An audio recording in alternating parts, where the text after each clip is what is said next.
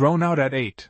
How I found love after my parents abandoned me. My name is Mia Anderson. I was born and raised in a wealthy family in Seattle. From the outside, our family appeared perfect, with a luxurious home and a life of abundance. But behind those walls, I always felt lonely and out of place. My parents showed a special kind of affection toward my younger brother, Adam. He was considered the pride of the family, while I was constantly overlooked. No matter how hard I tried, it seemed I could never earn their recognition. Compliments, warm hugs, or even just an encouraging smile were luxuries I rarely received. That night, the Seattle sky was dark and heavy, thick clouds blocking out the moonlight. I stood in front of the house, clutching a small backpack that held a few pieces of clothing and my favorite journal. The door slammed shut behind me, the sound echoing like a final punctuation mark to my childhood. I walked aimlessly, my bare feet numb against the damp sidewalk. Every step felt heavier, not just from exhaustion, but from the weight of heartbreak. I had no idea where I was going,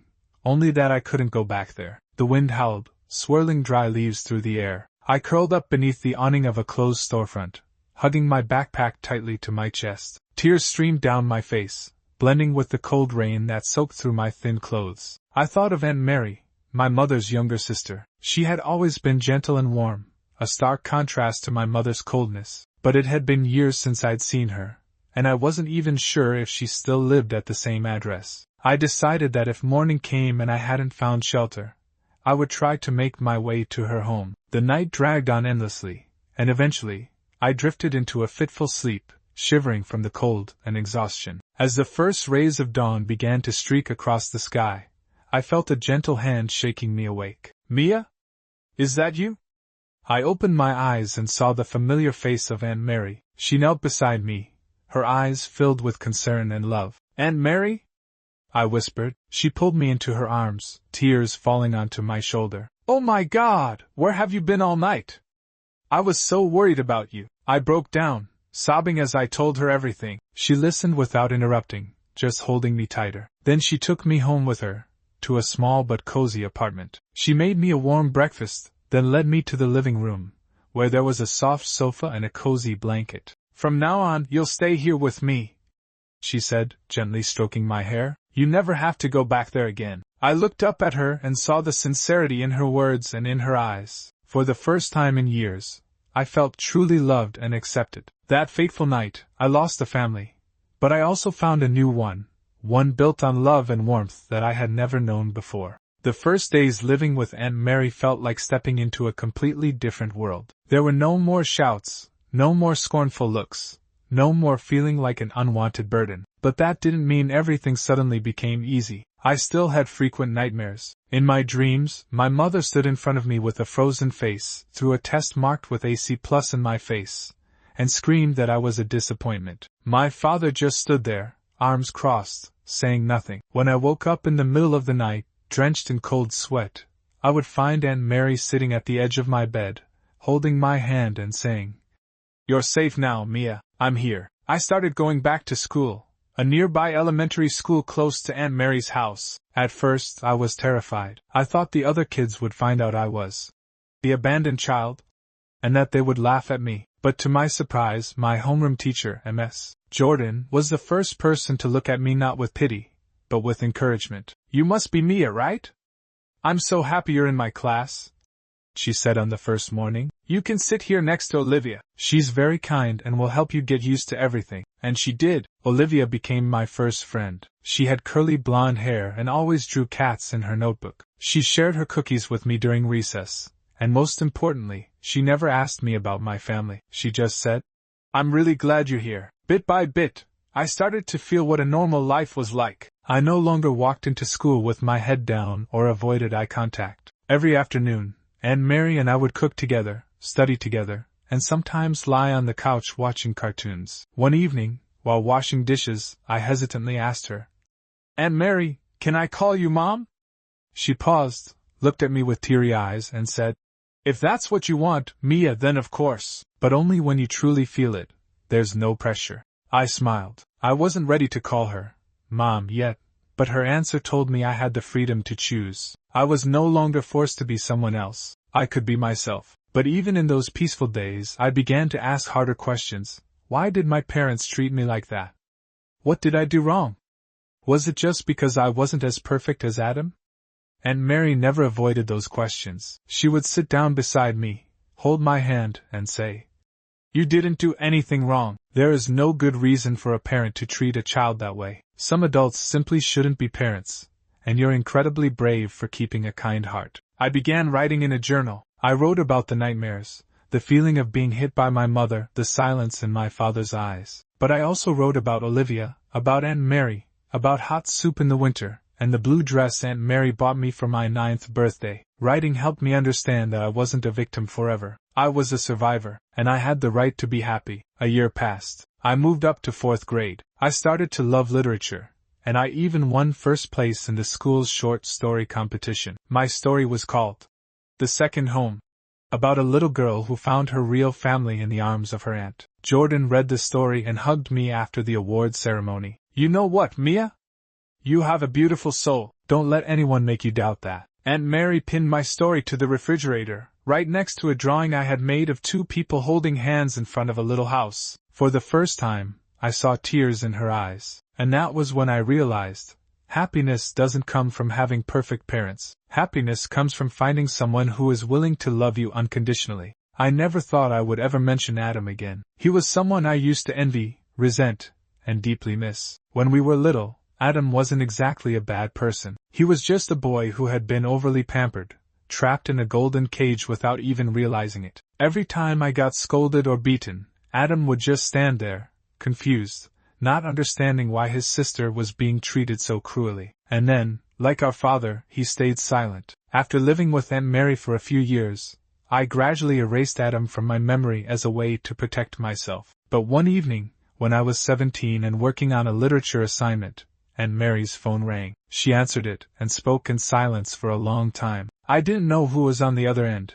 until I heard a single name, Adam. When she hung up, her face was filled with concern. "Mia," Adam called. "He's looking for you." I froze. "He's looking for me?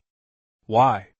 It seems he's not doing well." He said he read a news article about you winning the state literature scholarship, and he said he was jealous. Not the bitter kind of jealousy, more like admiration. I stayed quiet. Part of me wanted to dismiss it entirely. It had taken me years to piece myself back together, to forgive that cold and lonely past. I didn't want to go back. But then I remembered the confused look in that little boy's eyes long ago. Maybe Adam had been a victim too. 3 days later, I agreed to meet him at a cafe near my house. He had changed. He looked thinner, his hair was a mess, and his eyes were tired, like someone who hadn't had a good night's sleep in months. "Hi, sis," he said, his voice trembling. "I don't even know where to begin." I said nothing, waiting for him to go on. "Have you ever felt like you were living someone else's life?" I never wanted to be a doctor. I just wanted to study music. But Mom and Dad, they always said you were the useless one, the one who shouldn't exist, so I had to make up for both of us. I hated them for saying that. I was afraid of them. But I hated myself even more for staying silent while they treated you that way. I didn't respond, but under the table, my hands clenched tight. I'm sorry for everything. I know saying sorry doesn't change a thing, but I don't have anywhere else to go. I feel like I'm slowly dying, and I thought, if there's anyone in the world who could understand that feeling, it's you. That sentence felt like a needle piercing deep into my heart. I took him home. Aunt Mary wasn't surprised to see Adam. She simply opened her arms and said, "Your family. You don't need permission to be here." Adam burst into tears. It was the first time I saw my little brother, someone I'd always thought was strong and perfect, collapse like a child. From that day on, Adam lived with Aunt Mary and me. He started studying music again, enrolled in a local guitar class, and for the first time in his life, Adam was free. Adam and I lived with Aunt Mary in a small but cozy house on the outskirts of the city. The space wasn't large, the furniture wasn't expensive, but every little corner breathed love, the kind of love both of us had been missing for most of our lives. One evening, while the 3 of us were sitting in the kitchen eating a freshly baked apple pie, Adam put down his fork and said hesitantly, "Hey, I think we should do something, not just for you and me, but for other kids too, the ones who had to live like we did." I looked at him, stunned, but there was no confusion in his eyes anymore. There was a light, the kind that comes from someone who has finally found their way. Adam continued, "I think We could start a center, a place where kids who've been abandoned, controlled, or emotionally hurt can come. A place where they can learn, play, speak their minds, and not be judged. Aunt Mary nodded before Adam had even finished. I'll help. I still have some savings from my years working as an accountant. We can start with a rented house, an old piano, a whiteboard, a few books. It doesn't have to be grand, but it has to be genuine. And just like that, the Anderson Community Center, named after our family, but more importantly, a symbol of reunion, was born from 3 people who had once been broken by their families but stood up again because of love. We started with nothing but our hearts. I wrote letters to local organizations asking for support. Adam played guitar in the park to raise funds, and Mary sold things she had long kept tucked away in her closet. There were moments when it seemed like we wouldn't even have enough to pay rent, but somehow, everything worked out. In the first month, only 4 children came to the center. A little girl whose parents forbade her from drawing because it was a waste of time. A boy forced to take piano lessons when all he wanted was to write stories. An orphan living with his grandmother. And a girl struggling with depression after her parents' divorce. We didn't teach like traditional teachers. We listened, sat beside them, held their hands and said, "You have the right to dream, and here, you're allowed to be yourself." Everything was peaceful. I thought I was finally okay, and then, my mother called. I was helping a 9th grade girl at the center revise her essay when my phone vibrated. An unfamiliar number. I wasn't going to answer, but my hand lifted instinctively. The voice on the other end was just as cold as I remembered. "Mia, it's your mother. Come home. Stop embarrassing everyone around you any further." I froze. After all these years, no calls, no concern, no apology. And now she called, not to say sorry, but to give orders? I calmly replied, "I'm not the 8-year-old crying outside your door anymore. I'm Mia Anderson, the one who survived the night you threw me out. I don't need you, and I don't need that home anymore. Mia! Don't be disrespectful. I'm still your..." I ended the call. I was shaking, but for the first time in my life, I wasn't afraid. That spring, the skies over Seattle were clear, a rare gift. Gentle sunlight spilled across the front yard of the Anderson Community Center, where handmade colorful flags fluttered, crafted by the children in the art class. I stood in front of the center's name board, the words, "Anderson Community Center," painted by hand in bright, joyful colors, and felt a lump rise in my throat. Aunt Mary wore her old floral dress, her hair pinned up the way she always did on special days. Adam had his guitar slung over his shoulder, softly plucking a few notes, as he adjusted the microphone. The kids were gathered around the yard, buzzing with excitement, as if waiting for something magical. And something magical was about to happen. Aunt Mary gently placed a hand on my shoulder and asked, "Are you ready, Mia?" I nodded. Speech.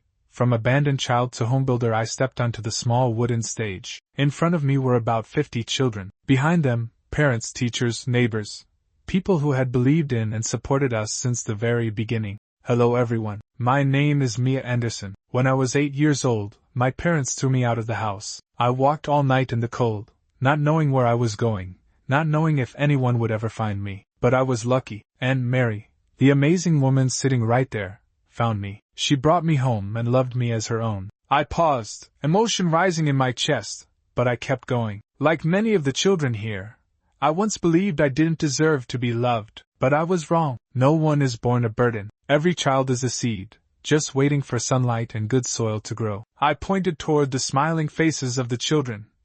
"And this is the soil. This is the sunlight. This is family. No matter where you come from, you are welcome here." The applause rang out, but in my heart, it wasn't just for me. It was for all of us. For Aunt Mary, for Adam, for the children who were once told they weren't enough, and who now knew how to love themselves. Time passed quickly. Just a few years after the grand opening, the Anderson Community Center was no longer just a small house on a quiet street in Seattle. It had become a movement. We were invited to speak at schools, nonprofits, and educational conferences about children who had been hurt by their families. At our center, we didn't teach children how to be better, so they could be loved. We taught them that they had always been worthy of love, without conditions. Adam now teaches music to the kids at the center. And Mary, though older now, is still always present, brewing tea and telling fairy tales in her warm, gentle voice that makes every child fall silent and listen with wonder. And I, Mia Anderson, have found my voice. I write books, telling the story of the night I was 8, not to place blame or dig up old wounds, but so that some child, somewhere, crying quietly in their room, will know they are not alone. One early winter afternoon, while I was tidying up the classroom after art class, my phone rang. The caller ID lit up Mom. I stared at the screen, my hand trembling slightly. It wasn't the first time she had called, but it was the first time I picked up. Hello? I said calmly. Mia, come home. That's enough. Can this rebellion be over now? Your father is sick. You need to be here. Her voice was as cold as ever. I paused for a few seconds, then replied, not with anger, not with hatred, just truth. Mom, I went home when I was 8 years old. My home is where I am loved unconditionally, not where I have to hurt to be accepted. She hung up, and I smiled, relieved, without bitterness. That day, a little girl named Lily, 9 years old, thin, with sad eyes, sat next to me after class. Miss Mia, do you think I could grow up and do something big? Like you did? I sat down, took her hand gently, and said, I don't think so, Lily. I know you can. She smiled, a real smile, the first one I'd seen from her in weeks. I was once a lost child in the dark, believing I didn't deserve to exist. But then I found love, not from the people who gave me life, but from the ones who chose to love me. If you're hearing this story and you feel lost, please don't give up. There is a home out there waiting for you. There is someone who will see you, love you, and help you rewrite the story of your life. Because you are worthy, always worthy.